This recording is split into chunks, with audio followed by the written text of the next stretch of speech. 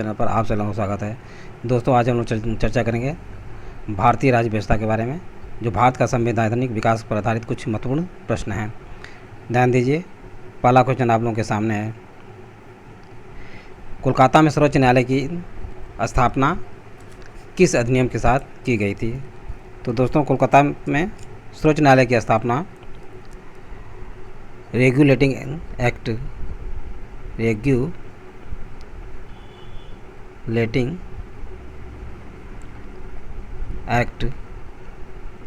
1773 के अधिनियम के तहत की गई थी। और यह स्थापना जो है कलकत्ता में कब किया गया था? कलकत्ता में इसकी स्थापना 1774 ईस्वी में हुआ था। रेगुलेटिंग एक्ट अधिनियम 1773 के अधिनियम के तहत जो कलकत्ता में सर्वोच्च न्यायालय की स्थापना की गई थी। और इसके मुख्य न्यायाधीश थे एलिजा इम्पे इसके मुख्य न्यायाधीश बनाए गए थे। भारत के प्रशासन में भाग लेने का अधिकार किस अधिनियम के द्वारा प्राप्त हुआ था? तो भारत को प्रशासन में भाग लेने का अधिकार चार्टर एक्ट 1833 के द्वारा, चार्टर एक्ट जो है 1833 के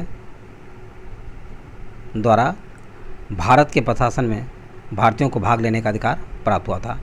भारतीय विधान परिषद को बजट पर बहस करने का अधिकार या शक्ति कब प्राप्त हुई थी?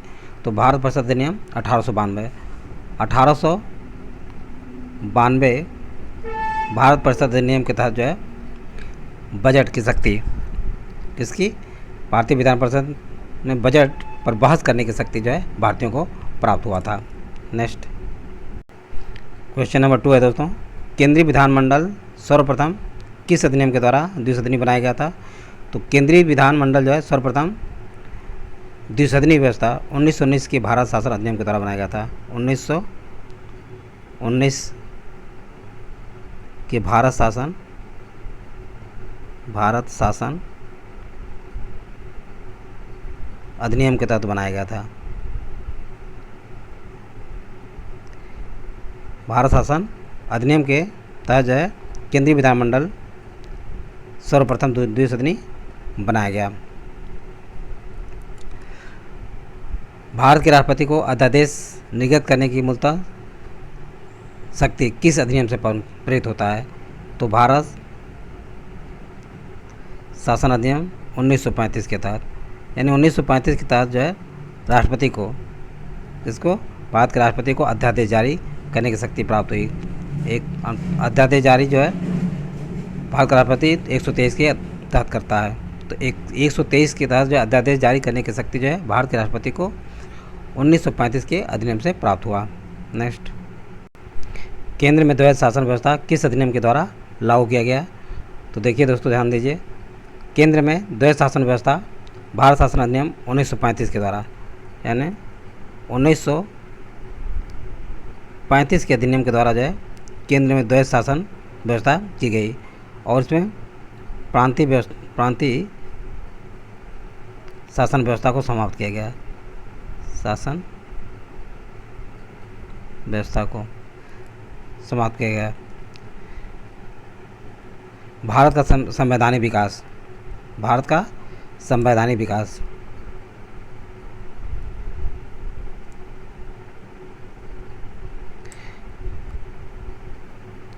भारत का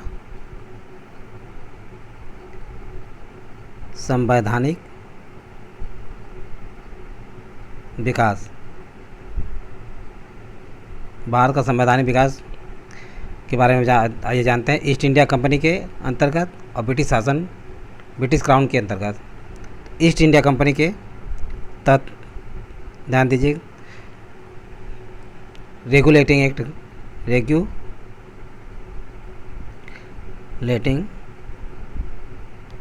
एक्ट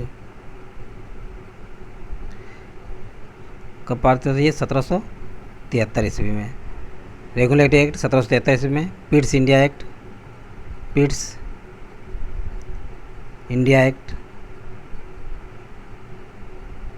ये 1784 में ये अधिनियम आया था। इसके बाद जो है चार्टर एक्ट जो है कब आया था? 1793 ईस्वी में, 1793 फिर चार्टर एक्ट आया। कब? 1813 ईस्वी। इसके बाद चार्टर एक्ट 1833 का चार्टर एक्ट, और फिर 1853 का चार्टर एक्ट। अब इसके बाद दोस्तों जो है ब्रिटिश क्राउन के अंतर्गत कौन कौन था? भारत शासन अधिनियम। भारत शासन अधिनियम कब से स्टार्ट हुआ? 1858 ईस्वी से। और भारत परिषद अधिनियम 1861 ईस्वी। भारत परिषद अधिनियम 1892 ईस्वी। और भारत परिषद अधिनियम 1909 कौन? 1909 ईस्वी। और भारत परिषद अधिनियम 1919 ईस्वी। भारत शासन अधिनियम 1935 ईस्वी। और भारतीय स्वतंत्रता अधिनियम 1947। भारतीय स्वतंत्रता अधिनियम जो है 1947 ईस्वी। तो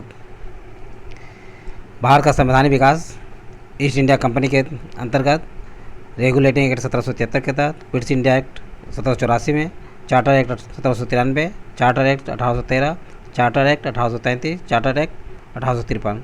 और ब्रिटिश क्राउन के अंतर्गत हुआ भारत शासन अधिनियम 1858, भारत परिषद अधिनियम 1861, भारत परिषद अधिनियम 1892, भारत परिषद अधिनियम 1909, भारत परिषद अधिनियम 1919 और भारत शासन अधिनियम जो है 1835।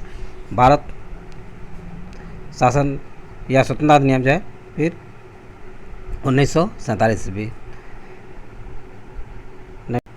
अखिल भारतीय संघ स्थापित करने का प्रावधान किस अधिनियम में किया गया था?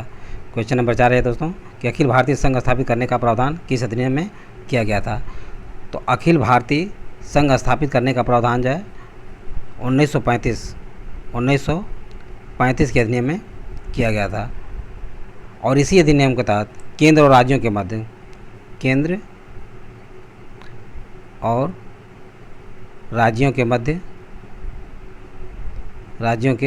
मध्य शक्ति का विभाजन भी हुआ था। यानी भारत के संविधान में केंद्र और राज्यों के मध्य शक्तियों का विभाजन भारत सरकार अधिनियम 1935 के पर ही आधारित था। एक निर्वाचित संविधान सभा द्वारा भारत के संविधान का निर्माण करने का प्रस्ताव किसके द्वारा किया गया था? तो क्रिप्स मिशन के द्वारा। क्रिप्स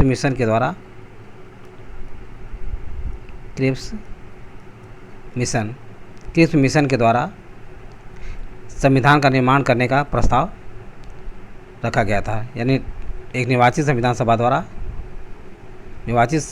द्वारा भारत के संविधान का निर्माण करने का प्रस्ताव क्रिप्स मिशन के द्वारा किया गया था। भारतीय संविधान सभा का गठन किसके अंतर्गत किया गया था? तो संविधान सभा का गठन जो है संविधान सभा का गठन किसके तहत किया गया था? तो कैबिनेट मिशन 1946 के तहत संविधान सभा का गठन कैबिनेट मिशन 1946 के तहत किया गया था। और संविधान सभा की पहली बैठक संविधान सभा की पहली बैठक जो है कब हुई थी? 9 दिसंबर 1946 ईस्वी को हुई थी। और इसके प्रथम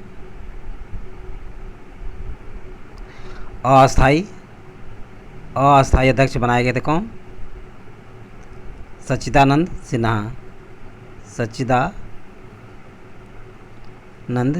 सिन्हा को बनाया गया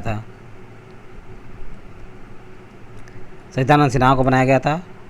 और संविधान का दूसरा अधिवेशन कब हुआ था?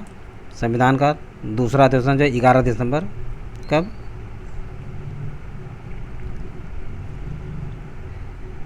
संविधान का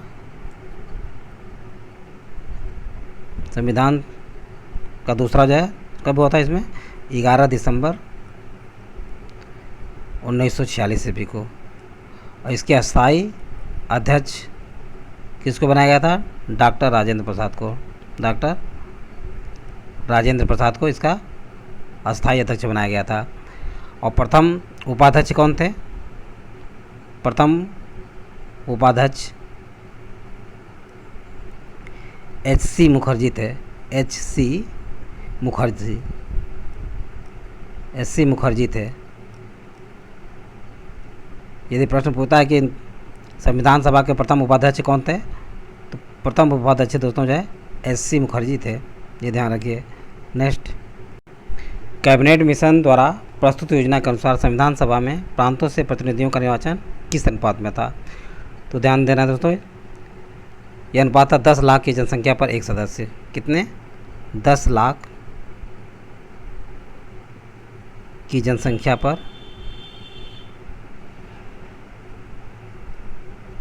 एक सदस्य। 10 लाख की जनसंख्या पर एक सदस्य निर्वाचित हुआ था।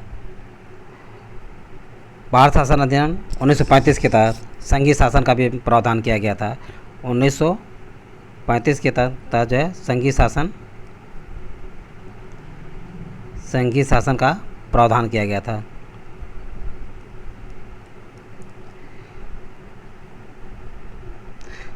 भारतीय संविधान का निर्माण करने वाली संविधान सभा के सदस्यों का चुनाव किसके द्वारा किया गया था? तो विभिन्न प्रांतों की विधानसभाओं के द्वारा।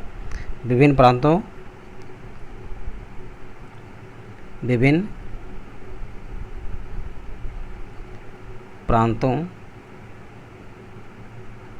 के विधानसभाओं द्वारा।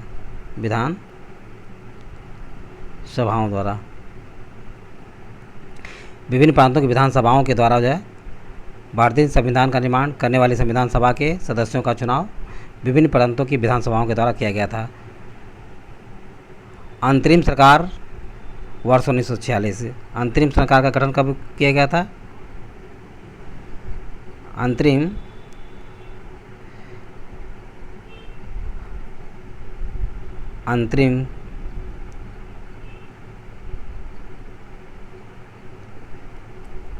सरकार का गठन 1946 ईस्वी में किया गया था। तो ध्यान दीजिए दोस्तों, जवाहरलाल नेहरू को राष्ट्रमंडल संबंध तथा विदेशी मामले दिए गए थे। जवाहरलाल नेहरू को क्या दिए गए थे? जवाहरलाल नेहरू को क्या दिया गया था? राष्ट्रमंडल संबंध दिया गया था। राष्ट्रमंडल संबंध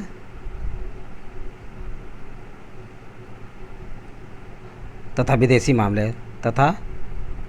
विदेशी मामले दिए गए थे।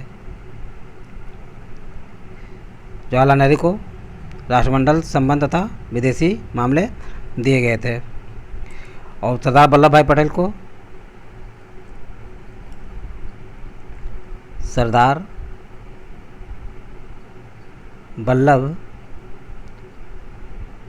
वल्लभ को क्या दिया गया था? सरदार वल्लभ भाई को गृह सूचना एवं प्रसारण क्या दिया गया था? गृह सूचना एवं प्रसारण विभाग जो है सरदार वल्लभ भाई को प्रदान किया गया था। इसके बाद डॉक्टर राजेंद्र प्रसाद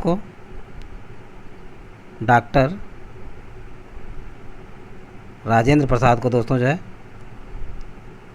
इन्हें खाद्य एवं कृषि क्या प्रदान किया था? खाद्य एवं कृषि विभाग जो है इन्हें प्रदान किया गया था। जान मथाई को दोस्तों जो है उद्योग एवं नागरिक आपूर्ति क्या दिया गया था? उद्योग एवं नागरिक आपूर्ति प्रदान किया गया था। उद्योग एवं नागरिक आपूर्ति का विभाग दिया गया था जगजीवन राम को दोस्तों जो है श्रम मंत्री बनाया गया था, यानी श्रम विभाग सौंपा गया था। नेक्स्ट सरदार बलदेव सिंह, सरदार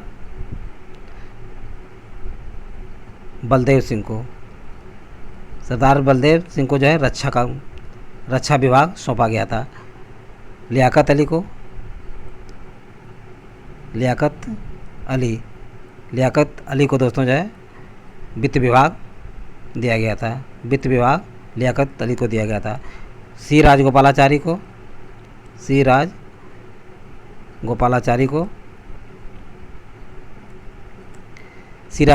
को शिक्षा एवं कला क्या दिया गया था? शिक्षा एवं